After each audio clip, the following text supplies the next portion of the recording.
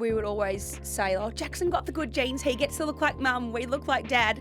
And in all the ways. And then with our big heads and everything. And now I think it's such a blessing because if I'm lucky enough to have kids and do have kids one day, they'll be able to look at me and somewhat see half of their grandpa. And I think, for his friends and his family and for us, we've got half of him in us. And I think it's so special for me. When I look in the mirror, I see so much of him. Brooke Warne, welcome to Fascinated. Hi, Jacqui. Thanks for having me today. My pleasure. Now tell me, what does a typical day look like for you? Do you ever have a typical day? I feel like every day is different. Some days I'm not that busy and I'm just in my trackies at home doing the washing and all of the house jobs, and some days I can't catch my feet. But a typical day, let's talk about today. I've got a amazing podcast with you this morning. I went for a walk this morning, woke up with a bit of a headache, so I was like, I need to do some exercise because I've been a bit sick the last week, but on the mend now, which is good. And then what else have I got today? I've got to edit a couple of jobs. I've been very busy at the moment, which is awesome. So I'm sort of trying to keep up with all the deadlines and everything. And then I've got a fitting this afternoon for Effie Katz's event on Thursday, which will be great. And then I'm going to film some content tonight. So not too busy, but all manageable. Because I was thinking your job title on your Instagram page, Yes. You've got content creator. Yes. But how would you describe yourself? Well, I am a content creator, and then I love creating content in regards to food, fashion. I'm not that fashionable. I'm more relaxed, casual. But I do love fashion and beauty and cosmetics. So I'm like, I get that from my dad. My dad shaving cabinet had like 1 million cosmetics, and I'd be like, wow, Dad, can we go to Mecca? He'd be like, yep, let's go to Mecca. And so I've got that as well. Like I love all my cosmetics and my beauty and stuff, but my niche should probably be food. I've got a little channel called Cook with Brooke, which I love. It's chaos. It's hilarious. It's very funny. It's not sort of perfect and staged and all of that. I think it's quite authentic and real, and it's chaos, and I think that's me. And I think a lot of people like to watch that because it's sort of, it's like you would see anyone in the kitchen, or you'd see yourself in the kitchen. I think that's why you really resonate with people. But let me ask you about your childhood and about growing up Warne. Yeah. The daughter of, I guess I was trying to say, but if I was to overarch it, obviously sporting legend, but also a national treasure. I love that. And so what was it like growing up as the child of someone that everyone in this country, I think, loved and revered? Well, I think it was obviously incredible, and my dad was the most amazing dad, and him and my mum brought my sister and my brother and I up so well, and their parenting styles with us and what they taught us will stick with me forever. And if I'm lucky enough to have kids one day, I hope I can do half a job as they did, and they did the most amazing job. I hope I can do half a good as job as they did. Is that the saying? That's I think it. It is. That's it. And we were taught that manners are free, and it's cost nothing to say please and thank you, and that I think has really stuck with me my whole life. And, Dad would always say to us, doesn't matter what you do as long as you give it 100%. And, not a lot of people got to see what we got to see, and I think we will always hold that very close to our hearts. And, it's nice now that a lot of people are sort of sharing their dad's stories about all the funny stuff and all the, humorous stuff that he did. And it's like, it's so nice for people to sort of start seeing that side of him now. It's unfortunate that it's after he's passed, but I think that's sort of one of the things I think that happens when somebody passes is you get to find out so much more, and it's, all these amazing things that people, all the accolades, I think the right word is, that people have done now for Dad, like the Shane Warne stand at the MCG, the Oval at Mentone Grammar. There's been so many amazing, the Sky commentary box at Lord's. There's all these amazing, incredible things that people have done for Dad, and I wish that he saw it when he was here. But back to your question. It was amazing. It was tough. It was a very unique childhood, I think. And yeah, it's one that I remember lots, and some bits I like to block out and all of that. But I'm very lucky to how we've grown up, and I'm very grateful for my parents. How old were you when you realised who he was in the public sense? I only think genuinely like 10 years ago. Like I was like 18. I remember I'd just been to, because we always grew up with Dad being Dad. That was it. He was, we'd watch movies, we'd eat pizza, we'd play trampolines in the backyard. We'd hit the ball. We'd play cricket in the backyard. We'd do everything that a normal family does with their dad. And, that's all we ever saw him as. And obviously ours was a little bit different when we'd have photographers following us or, people camping out the front of our houses, or we're at a Coldplay concert backstage with Chris, or, it was a little bit different, but I never really saw Dad as this Australian icon or this big sporting person, because he was always just Dad and always will be just Dad. But when I went to Adelaide, I think it was the first day night test in the Ashes, I went to Adelaide, and before then I started to watch Dad's highlights, and I was just there, and I was sitting on the hill, and before I'd gone, I'd watched all these Dad's highlights, and I was like, wow, he was a pretty big deal. He's a pretty big deal. And then I remember he came out and he came over to see me on the hill, and everyone started chanting Warnie, and I'm sitting on the hill and I'm going, oh my God, this is pretty cool. And obviously we were quite young when Dad retired. I think I was about 10 and Jackson was 8 and Summer was 6.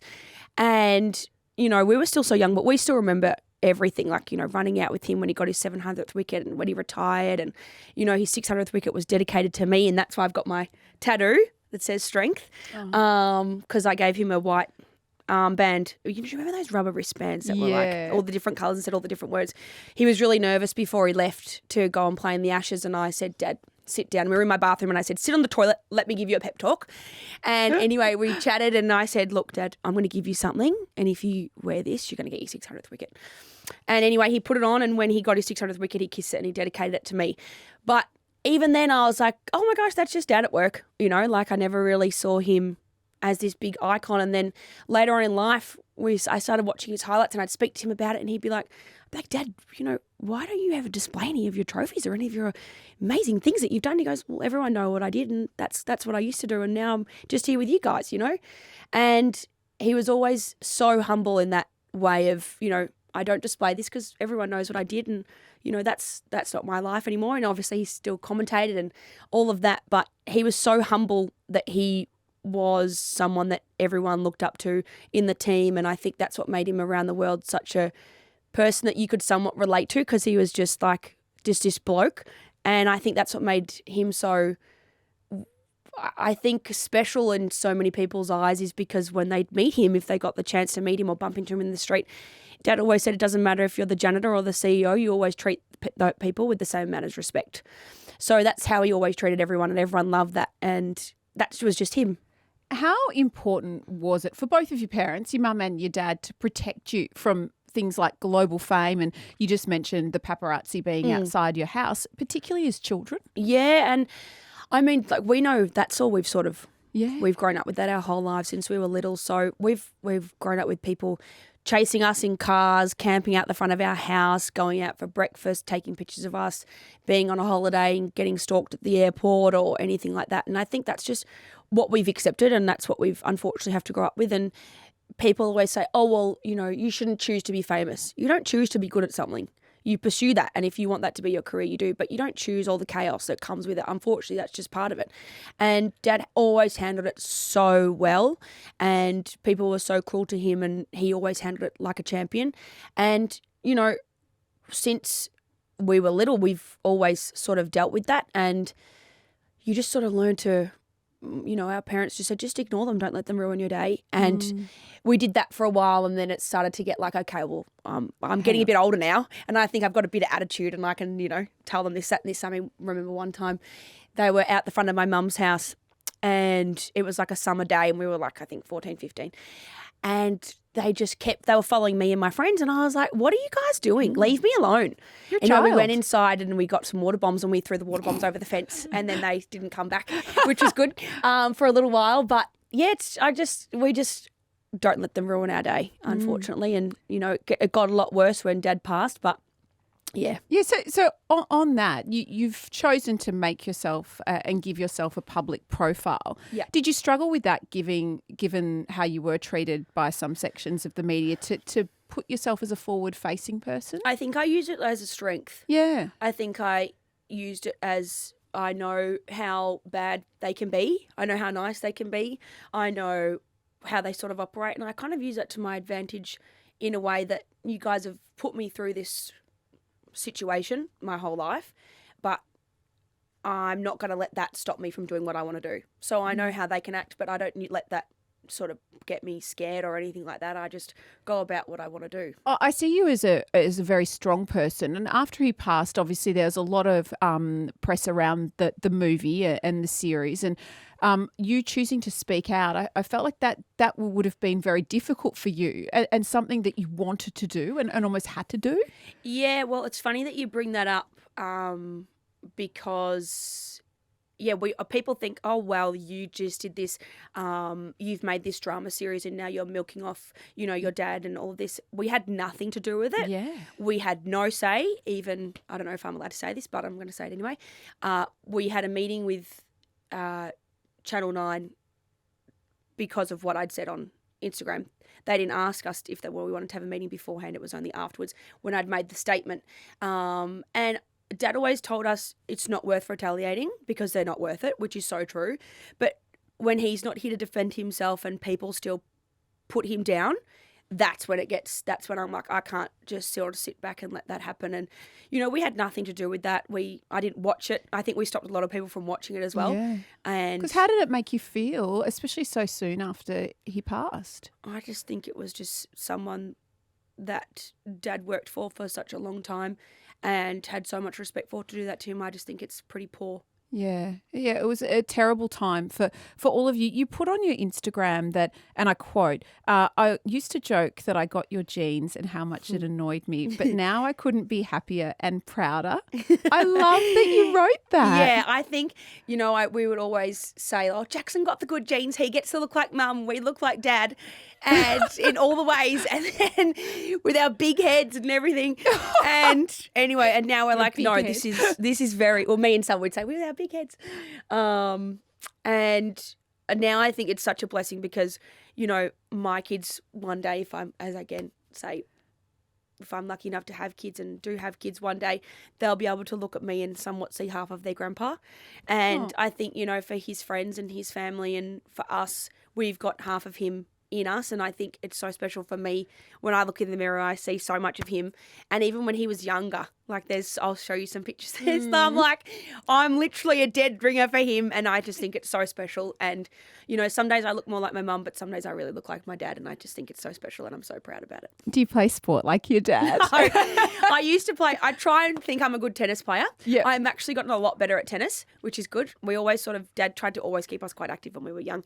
I played netball. I loved netball. Never really got into golf. Dad tried to get me into golf. Yeah. I've tried. I just don't. I want to be good at golf because I think it's such a great thing as you get older. My boyfriend loves golf. His whole family love golf. So Jackson and I were like, do we start playing golf? What do we do? And I love tennis. I used to play netball heaps. And what else? I never played cricket. I was going to ask you about cricket. What are your memories of did you play as a young child with him in the backyard? We all the time. And I think that was always so much fun. And, Dad just smack these balls in the backyard. And, he would always sort of teach us how to bowl and all of that. And we're actually quite good at spinning the ball. Are you? Yes, actually we are, which is quite funny. And Alex and I will sometimes we love to just do activities and stuff. So when we're changing the bed sheets and we have this cricket ball in our room and we're like, okay, now you do the pillow, and I'll throw the cricket ball to him, and if he drops it, then he has to do it with something that I don't want to do. And it's quite funny. So yeah, we like to still, throw the ball, and I love ball games, so it's great. Let's talk about his legacy. And you mentioned the box at Lord's, the stand at the MCG, the footy oval at the school. But one of the things I wanted to talk to you about was actually the health impacts. And I know how proud you are of so many men in particular going and getting tested and having their heart tested and having a health test. And the impact that his death has made on other people and literally saved lives.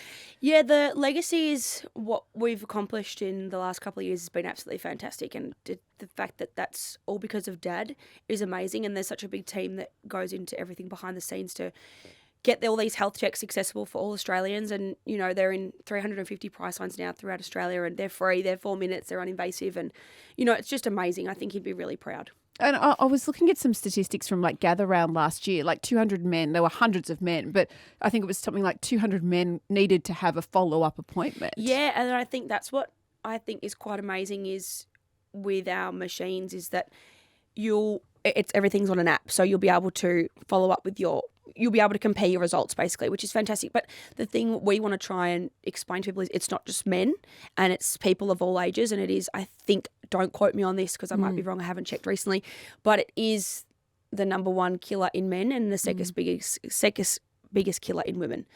Or actually, I think for a moment there, it was actually the number one. Yeah. So I'm not 100% certain on those stats, so don't quote me on it. But we want people of all ages and men and women to come and get themselves checked, because heart disease is the one disease that can actually be prevented if you get onto it early enough.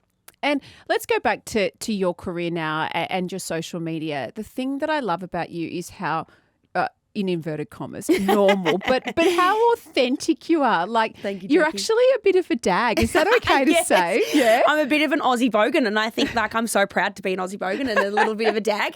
And that's me. And I'm like, you know, people sometimes have this perception of me that I've grown up with my family and I'm this pretentious little child that is this materialistic. And I'm like, I couldn't be more the opposite. I'm like, you know, I'm in my trackies every day, just like my dad. He'd wear his thongs and his blue tracksuit pants and his T-shirt wherever he was going, and we're exactly the same, because that's just us. We just love being comfy and casual. And I think when I want people to feel that through my content.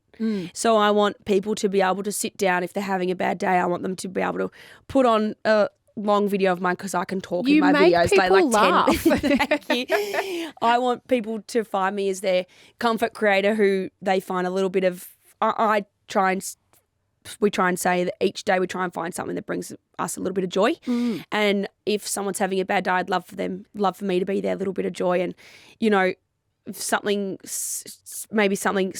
doesn't want to do something, or, you know, they're just feeling not great, I hope they can just scroll on my TikTok and they see a little funny video of me being chaotic and, you know, have a little bit of a laugh, because that's what it's all about. That's what's great about Instagram too. It's allowed you to have control and autonomy over your life. Like we talked about growing up and being in very much the public eye and having such famous parents, but you actually control what you put out there. And I think that's what I love about it too. I'm in control. And, you know, sometimes with brand deals that I do, I'm not in complete control, but usually I am with the creative control. And, you know, if the brand has a certain vision, I really want to hit that. And, you know, sometimes it is out of my control and I'm a bit of a control freak. So I'm like, nah, but okay, if that's what you would like, then okay.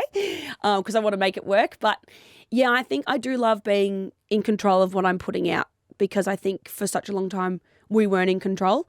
And I think now if I want to post a funny video, I can. If I want to talk about something, I can.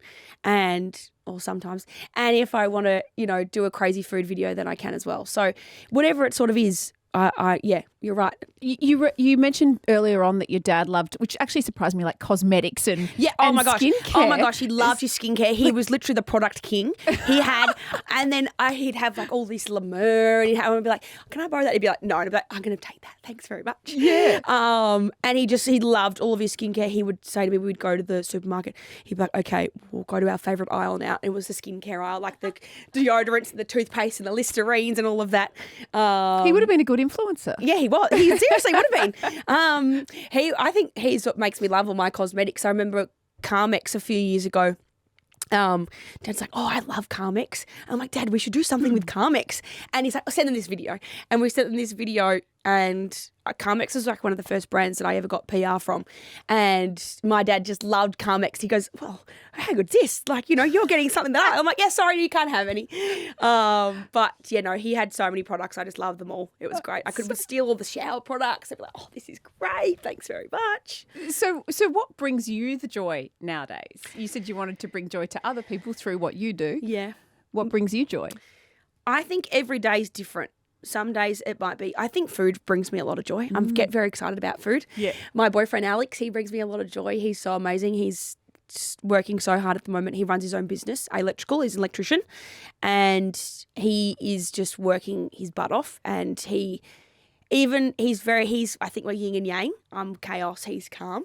And if I'm having a bad day, he'll always find a way to make me laugh. And I think that's just so special. And Alex brings me a lot of joy. My mum brings me a lot of joy. My siblings, my brother's partner, Kaya, she's amazing. And we're very lucky our little family that we have, they bring us a lot of joy. And all of our dogs bring us a lot of joy. How many dogs have you got? We've got 6. 6? Yeah, well, none of them are ours, me and Alex's, Alex and I's. But my mum's got 3, Dolly, Missy and Tommy. My brother has 1, Hom, and my sister has 2, Mason and Disco. And then mum has Missy as well. Yeah, Missy, Dolly, Tommy, Mason. Is it important, we've spoken before, your mum going every weekend and kind of having your time out and seeing her. How important is that to you? Because we spent a lot of time talking about your dad. Yes, my mum is very important to me. She's like my rock in my life and I'd be lost without her. She's amazing. And she's just the strongest woman ever. She's just amazing. She's, been through so much in her life and I'm like, you're an inspiration. And I love spending time with her. And I think now we're at the sort of this, I think as a mother and a daughter, you'll find, not me that I know, but I mean, coming is from the kids' point of view, you go through this time with your mum where it's like, oh, she's like the worst enemy. She doesn't want me to do this and that and this. And then you come out of it and you're like, oh my God, she's actually my best friend and I want to tell her everything and I want to call her 5 times a day. And she's like, okay, Brooke, stop calling me now. You call me 5 times. And I'm like, Mum, but what do you think about this? Should I do this? She's like, yes, Brooke, you can make your own decisions. And I'm like, can I though? Yeah. And I think we're at that point. We have been for the last, maybe 8 years now. We've been in a really good place and I really love that. It's like, you get over that teenage sort of, I'm better than you, I'm so cool. And then you're like, Mum, I really need you. Thanks very much. Yeah. And yeah, she's amazing. She's so strong and she loves her yoga and she loves her farm and she's got her 3 little dogs. Well, 1 big dog, 2 little dogs, Missy, Tommy and Dolly. So yeah, she's great. Okay, a couple of quick questions. Yes. 29 soon? Yes, June 27th. Yes. And Alex is 29 on the 22nd of June and we're both born in 1997, 5 days apart. You're making me feel very old, 1997. If your dad was still here, what do you think he'd say to you when you turned 29? He'd say, I don't think I could swear on here, but you can beep you it out. can. He'd say, fuck, oh my God. I've got a 29, you've got to 29-year-old. start being an adult now, Brooke. Yeah. But I think he'd be very proud of where I am today and I think he'd be very happy that what we're all doing and I think he'd be really proud. Yeah, because is there something that's happened to you recently that you wish you could have told him about? Yeah, it's all my food stuff. He always loved how much I loved food and I used to work in restaurants and all of that and he used to love how much that I'd come home and I'd be like, oh my God, they made this egg and bacon today and you should have said these poached eggs. He'd be like, you get so excited over food. Why don't you do something with food? Yeah. And I've mentioned this before, but he and I wanted to start the Kids MasterChef and this was William Street. So that was, I go back, instead of years, I go houses because we've moved around so much. So I'm like, okay, where did this conversation happen? William Street. Yes, that was 2012, 2011. 2011. And we decided we wanted to do a Kids MasterChef and Dad wanted me to be the star, of course. Yeah. And I'm like, Dad, we've got to do this. We've got to do it. Someone else is going to do it. He's like, we should do this. Anyway, what do you know? 5 years later, they come out with this thing, Kids MasterChef, and we're like, we should have jumped on that. Yeah. But he always wanted me to do something in food, and he loved how much I loved to cook and loved how much I loved my veggies because my family don't eat that many veggies.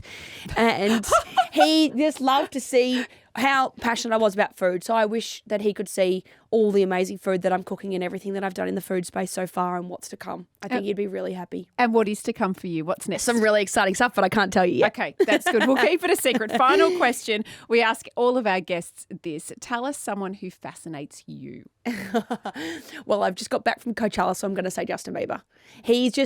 I just love how strong he is and how the amazing comeback that he's had for, my close closest personal friend, Justin Bieber, I wish. But I just love that he's, he performed again and, he's got his amazing child, little Jack Blues Bieber, and he's got his amazing wife, Hailey, and I just think they are such an inspiration, and what he's been through is just, no one should have to go through that at such a young age, and he literally gave up his childhood so we could have ours, and he's just amazing, and I just love him, and he's just so fascinating. You're a classic delight. Thanks for being on the pod. Thanks so much for having me, Jacqui.